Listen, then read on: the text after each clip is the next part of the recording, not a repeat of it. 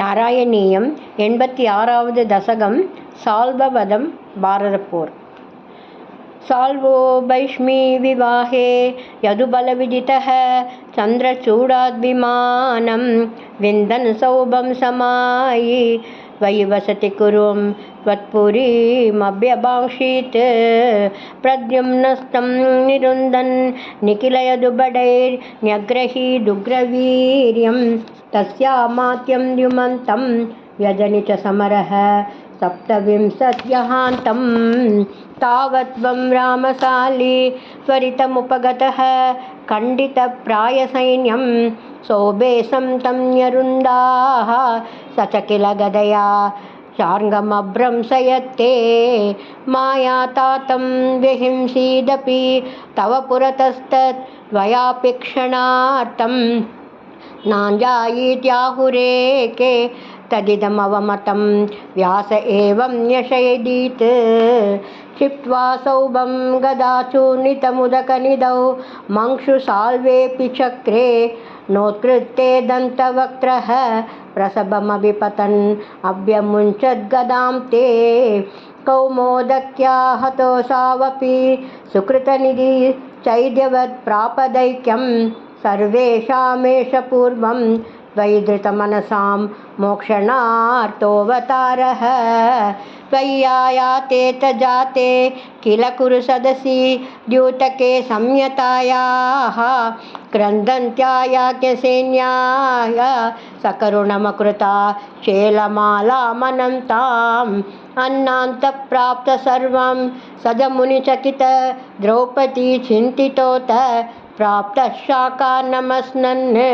मुनिगणमकृता चुप्रिमन्तं वनान्ते युद्धोद्योगेत मन्त्रे मिलति सति वृतः फल्गुनेन त्वमेकः कौरव्ये दत्तसैन्यः करिपुरमगमो दौत्यकृत् पाण्डवार्तं भीष्मद्रोणादिमान्ये तव खलु वचने धिक्कृते कौरवेण व्यावृण्वन् विश्वरूपं मुनिसदसि पुरीं क्षोभयित्वा गतो भूः जिष्णोस्त्वं कृष्णसूतः खलु समरमुखे बन्धुघाते दयालुं किन्नं तं वीक्ष्य वीरं किमिदमयि सखे नित्य एकोऽयमात्मा को वध्यः कोऽत्र हन्ता तदिह वदभियं प्रोज्यमय्यर्पितात्मा धर्म्यं युद्धं चरेति प्रकृतिमनयता दर्शयन् विश्वरूपं भक्तोत्तं शेत भीष्मे तव धरणिभरक्षेपकृत्यैकशक्ते नित्यं नित्यं बिबिन्दत् ययुतसमधिकं प्राप्तसाधे च पार्थे निःशस्त्रत्वप्रतिज्ञां विजहदरिवरं धारयन् क्रोधशाली वादावन् प्राञ्जलिं तं नतशिरसमतो वीक्ष्य मोदादपागाः युद्धे द्रोणस्य हस्ते स्थिररणभगदत्तेरितं वैष्णवास्त्रं वक्षस्यादत्तचक्र स्थगितरविमहां प्रार्थयत् सिन्धुराजं नागास्त्रे कर्णमुक्ते क्षितिमवनमयन् केवलं कृत्तमौलिं तत्रापि पार्थं किमिव न हि भवान् पाण्डवानामकार्षीत् युद्धादौ तीर्थगामी सकलु हलधरो नैमिषक्षेत्रमृच्छन् अप्रत्युत्थायिसूत क्षयकृततसुदं तत्पदे कल्पयित्वा यज्ञं बल्वलं पर्वणि परिदलयन् स्नाततीर्थोरणान्ते सम्प्राप्तो भीमदुर्योधन रणमसमं वीक्षयातः पुरीं ते संसुप्त द्रौपदेय क्षपणः तदीयं द्रौणीमेत्यत्वदुक्त्या तन्मुक्तं ब्राह्ममस्त्रं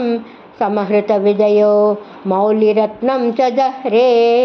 उच्चित्यै पाण्डवानां पुनरपि च विशद् युत्तरा गर्भमस्त्रे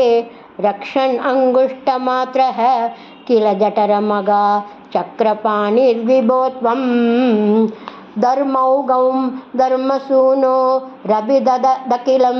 छन्दमृत्युस्य भीक्ष्मः स्वां पश्यन् भक्तिभूम्नैव हि सपदि ययौ निष्कलब्रह्मभूयं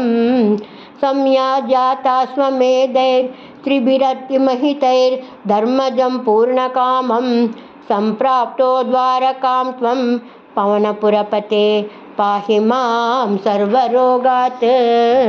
गुरुवायूरप्पा शरणं। सर्वत्र गोविन्दनामसङ्कीर्तनं। गोविन्दा गोविन्दा।